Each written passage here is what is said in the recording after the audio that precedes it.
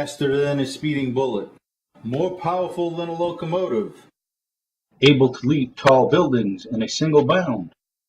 Look, up in the sky. It's a bird. It's a plane. It's Superman. Yes, it's Superman, strange visitor from another planet who came to Earth to be played by several different actors, only to have one performance actually counting for something. Superman, who can be considered the first true superhero when there have been others before him, and who, disguised as Clark Kent, spent 10 years trying to be the Man of Steel in a show called Smallville, fights a never-ending battle for truth, justice, and the American way. Now, an exciting review about the DC reboot of Superman. They are good people, Khalil, should they choose to be. They only lack. The lights have showed them the way? Yeah, I get it. Thanks.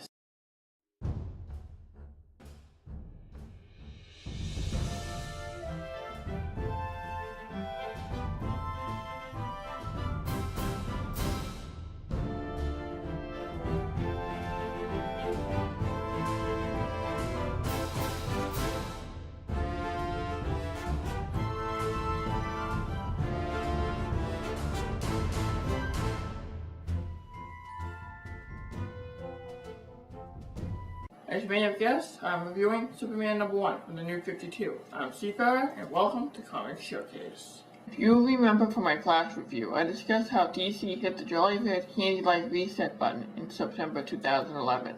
This reset years of continuity, as they all got shiny new origin stories, the results of which, of course, vary. Right here, I will cover Superman's origin story.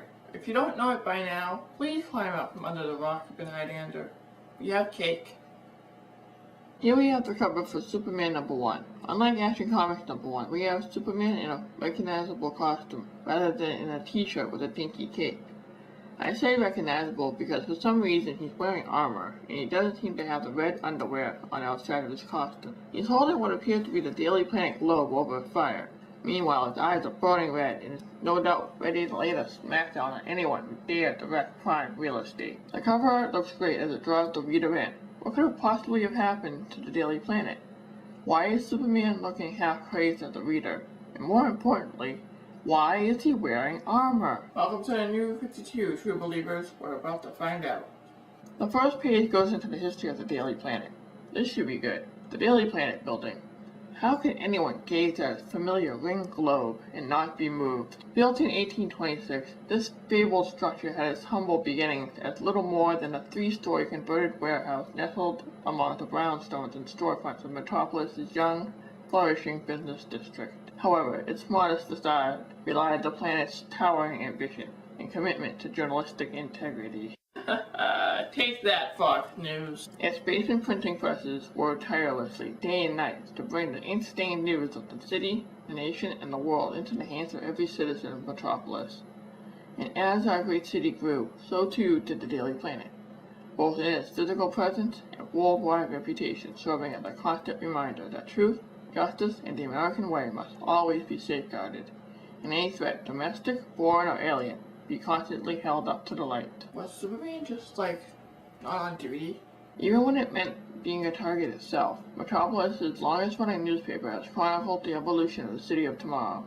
Evolution that could not have been achieved without countless sacrifices, even from the Daily Planet itself.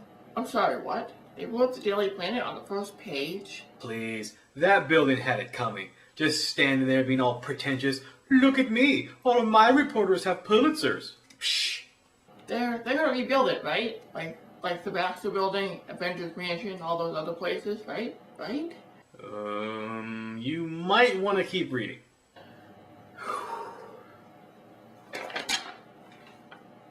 On this fateful day, a grateful city has said goodbye to one of its oldest residents. Its battered, war-torn body finally succumbing to the ravages of age and the inevitability of progress. But let us never forget that the Daily Planet was always more than just glass and steel. It is only a building that has fallen, not the paper itself. The crusading reporters, the intrepid investigators, the chroniclers of life, law, force, politics, and the arts. The editors, the photographers, analysts, commentators. No Sunday comic strip love, huh? I see how it is. As you might have guessed, the story opens with the Daily Planet being torn down and a newer, edgier model being put in place. Is this symbolic of the new DC universe taking the place of the old? I don't know.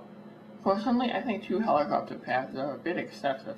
At the opening, the mayor of Metropolis welcomes Morgan Edge to the event. Morgan Edge? Why does that name sound so familiar? Wow, someone's been a bad little monkey. Edge explains how he's sure that the footage of the old DP collapsing left a lump in the throats of the people gathered, all while having a sinister grin on his face. Yeah, this guy's real sincere. The new boss shows up and Lois asks Perry White where Clark is. I'm fairly certain J. Jonah Jameson would feel pretty sad about this, and wonder where Clark is too. Miss Brandt? Yes. Give me a violin. We then get a splash page of Superman hovering over the Daily Planet's remains. Below him, people are taking videos of him mourning the loss of such a historic landmark. They said that they should have at least saved the globe and put it in a museum. A man goes to take a pic and whoosh, he's gone. Seems he's been a touch hammer shy lately.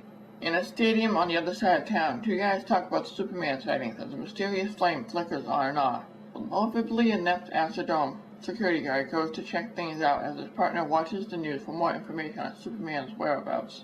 It seems that the Daily Planet is now part of a larger conglomeration which has formed a network of news media. As he flies, Superman has a flashback to his last conversation with Lois Lane. They're discussing how the medium of print is dying, and how they need to adapt to change.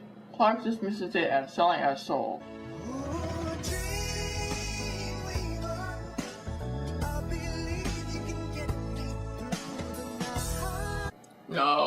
No. If I play Dreamweaver one more time, it becomes a running gag. Is that the type of newspaper you want the planet to be? Just another scandal-mongering rag? Anything for a buck? Lois explains that it'd be good for business, and Clark is fuming mad. Back in the real world, Lois is made executive VP of new media. Lois explained to Clark that this new gig would protect their journalistic integrity, and Supes just doesn't see it that way, as in the flashback, Clark just stormed out. Superman flies over the Astrodome, and the guard from earlier finds a mysterious flame causing trouble. I'm certain nothing bad is going to happen. Faster than a speeding bullet, Supes spots trouble in the city and thereby really makes his presence known, as if it wasn't obvious by this point. The Man of Steel goes after a hijacked oil truck, only to be shot at by thugs who thought he was out of town. I love what this guy says here. Keep firing! Maybe it'll slow him down! This guy must be new. Meanwhile, at the function, Lois and Co. get word that Superman is dealing with a hijacked oil truck, and everyone springs into action. Speaking of action, Superman is dealing with the crooks and is cracking jokes? Hey, you in the copters, back off! These goons are either really desperate or incredibly stupid. Granted, it was just a warning. It just feels weird when Superman says it. Back at the stadium, the fighter gets out of hand, and an explosion happens when Super is busy with the truck. The thugs try to call Superman's bluff as he tries to reason with them. However, he smirks and says he could just as easily throw the truck into orbit, causing a PR nightmare. The world's greatest superhero! The guys still try to call it bluff as Jimmy Olsen covers the story from the ground.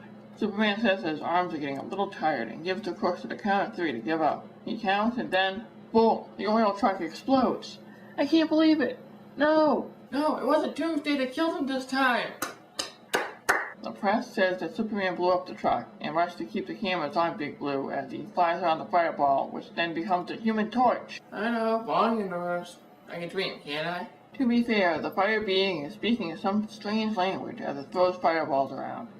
It starts creating a ton of property damage as Superman goes to do what he does best. He uses ice breath to blow the monster away. After all, it's time to get snuffed. Oh, Superman, stop with the joke! You're killing me! The chopper covers the action as Superman continues to battle the beast. In the battle, Supes figures out that the creature isn't from this world. In fact, the language it's using seems familiar. Almost Kryptonian. Its cries distract Superman long enough for a fireball to be launched right at Jimmy Olsen. Thinking fast, he uses a billboard to deflect the fiery blast. However, the billboard isn't being set ablaze. It's becoming fire itself. The newsies want to follow Superman, and Lois says to get the hell out of there. Finally, some sense is knocked into them. People on the ground have an argument, and finally someone says the line, "This is a job for Superman." That ain't all he needs. Now that is a job for Superman. The Torch and Superman continue to fight. The pair seem too evenly matched, and Superman wants to create a diversion. Meanwhile, Lois attempts to keep things under control and wants to keep cameras on Superman at the same time while he saves the city. At least we're seeing Lois do what she does best on this page. We see Lois taking charge. Ever since her creation, Lois Lane has been more than a damsel in distress. She's been written well in recent years as a strong woman, and it's good to know that she's used in that way here. She takes charge in a crisis, and probably would have done so, even if she wasn't the boss. The combatants then head to the rubble of the Daily Planet, and Soups digs up the Daily Planet globe, and once again we get some out-of-place humor from the Man of Steel. Why are these jokes making me so uncomfortable? It might be because it's not really expected. More on that later. He throws the glove at the monster, which then covers the sphere and is launched into space. Soups guides it up on a hunch that it needs oxygen to exist. It is then pushed further and further away from the planet, and as it does so, the fire beast dissipates. Meanwhile, the stadium Metropolis is magically restored. The news tried to explain what was seen, and no one was able to figure it out. Reporters tried to congratulate Clark on the story. Someone later remarked that he went up to see Lois, possibly to make amends. Let's find out. This is going to be soap opera material. Clark goes to apologize to Lois and offers his congrats to her on a new job. From behind her, a man named Jonathan Carroll shows up and introduces himself. This is gonna get awkward. It seems the pair was celebrating, and Clark looked like he was hit by a truck. Clark, feeling like a third wheel, backs away, and the super hearing picks up a very interesting conversation, ending with Lois telling Jonathan to go back to bed. So, what do I think about the DC reboot of Superman? I like it. I know I joked about the dialogue earlier, as it felt really weird to hear Superman make jokes a la Spider-Man. As a character, Superman has never been known to make jokes like he does here. He can be funny, sure. I don't know, it feels out of place. He's always been a symbol of truth and justice, not a wise ass. He's a character with strong morals and is really serious about getting the job done. He's the first person many people think of when they think of the word superhero. In my mind, I see him as a big blue Boy Scout. DC's been taking a different approach to it, it seems. If that's my only problem with it, then I can live with it. Clark is fitting pretty well. Lois too. George Perez has always been one of my favorite comic writers, and he really put together a great Superman tale. Granted, he just saved the day while dealing with the dying medium known as print. It's refreshing to see a book in the New 52 that touches on a real-world issue, like print dying, and still have a fun Superman adventure. Out of all the New 52 titles I've read, I would definitely read Superman full-time. It's fun, it isn't as gritty as its sister book, Action Comics, and I'm kind of looking forward to see what happens with Lois and Clark. Will they get together? Time will tell. The art is good, and George Perez has written a good, solid, standalone issue. Superman's penchant for sarcasm notwithstanding, of course. That's nitpicking. Overall, it isn't that bad. It could have been worse. As for me, I think I'll return to the Marvel Universe in a bit. This is Comic Showcase, I'm Seafarer, and I'll see you in the funny pages.